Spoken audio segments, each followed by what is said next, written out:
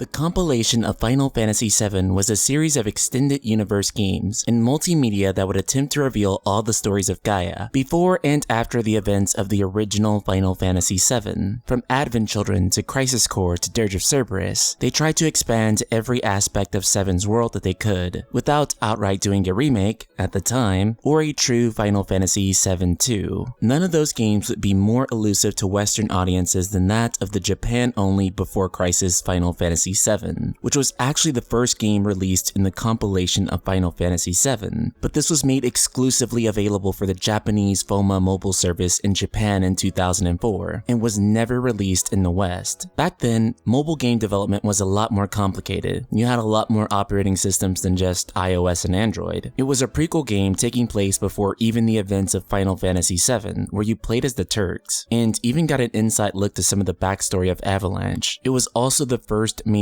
Final Fantasy game for mobile phones, and was pretty well received by the Japanese audience playing it, and now the game is finally available to Western audiences, on your PC of course. But by far the most interesting thing about all this is that this port isn't even an official release. It's actually a fan remake using the original assets from the game. This remake has been done by user named Richterw, and using the well-known game engine RPG Maker, more specifically RPG Maker 2003. It took over 3 years of work. It is finally in its full and complete state. He was able to rebuild the game using its assets and then just recoding it from there, referencing the original game. He was able to rebuild almost all of its major content. While the graphics aren't the best, they are almost certainly what you would expect for a mobile flip phone game running in 2004. But the fact that this game is now playable on your PC in English, this is pretty huge. It's the first time ever. And this wasn't just a game people could import either, as only a few specific Japanese phones would run it, and you had to have the service to match. Now Western audiences can see a part of Final Fantasy VII's extended universe previously not available to Western audiences, with details about the Turks and Avalanche and things people have been wanting to know for decades. It's super cool that a fan has completely recreated this, not just for us to enjoy but even Japanese audiences. As of just last year in 2018, the game was made completely inaccessible after being shut down, which means that a lot of people were holding on to old cell phones just to be able to go back and play this game, but now they can't even do that. As a result, there's now no official way to play the game at all, globally speaking. Rather than losing an important piece of Final Fantasy history, thanks to Richterw, it's now going to be preserved. Maybe. Fan games are always threatened under the loom of receiving a cease and desist, ordering them to shut down development and essentially wipe their project from existence, which are kind of a shame considering these non-profit fan projects oftentimes don't necessarily hurt the company. That's also why you see a lot of these companies now turning around and hiring these fan developers, which is the smart thing to do. That being said, Square Enix is far from being the worst defender of shutting down fan projects, aside from Chrono Trigger Resurrection, rest in peace. And honestly, they've been more open-minded toward them in the recent years, which is an extremely good thing. Not to mention, considering this game is only available via fan remake, I think it's extremely important to protect it. As far as an official remake or remaster of Before Crisis or any compilation titles, you'll be waiting for quite some time as Square Enix is extremely uncertain what they want to do with it. While they've been considering some form of re-releases for them, no plans have been made. Final Fantasy VII Remake will be constructing its own continuity, aside from the initial compilation, as well as the original game, thus no longer necessitating these titles for any overall comprehension. That said, it is worth checking out for the time being.